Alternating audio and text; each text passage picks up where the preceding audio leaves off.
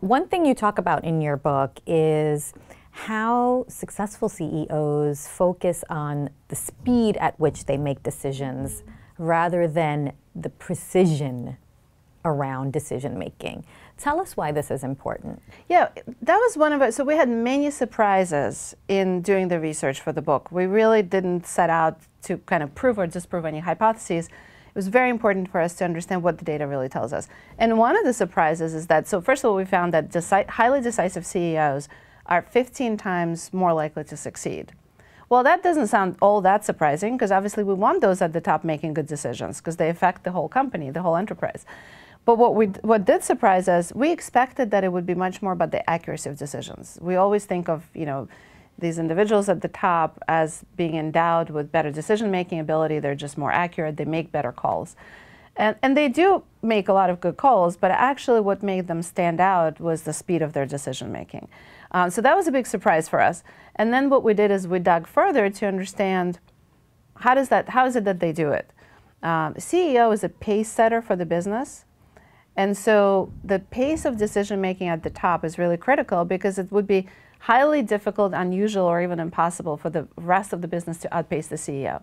So at the time when everything in business is about speed, if you look at annual reports of Fortune 500 companies, the word speed comes up a lot, or the words agility comes up a lot. Unless the CEO, the person at the top, can actually drive with speed and conviction around decision-making, it really creates a bottleneck. It's hard for the rest of the company to move quickly. So that's what makes it so important. So then we looked at highly decisive CEOs to understand, so how is it? What is it that allows them to move faster?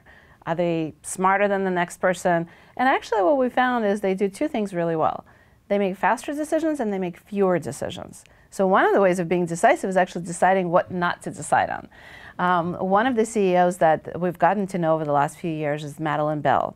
Madeline leads Children's Hospital of Philadelphia, not too far from here, which has got a 200-year history. It's one of the leading pediatric institutions in the world. And so when Madeline was a COO, there was a vehement debate about gel versus foam. So what should the hospital use around the operating rooms, on the floors? Should it be gel sanitizers or foam sanitizers? And we're in the flu season, so that's a very topical, subject. But for hospitals, infections are a big challenge. And so the debate was really heated, and everybody had a strong position, and there were factions formed. And so finally it bubbled up to Madeline. And as a COO, she had to be the tiebreaker. And what she did instead is she said, you know what, that's actually not my decision to make. You guys escalated it up, but you should have actually pushed it down.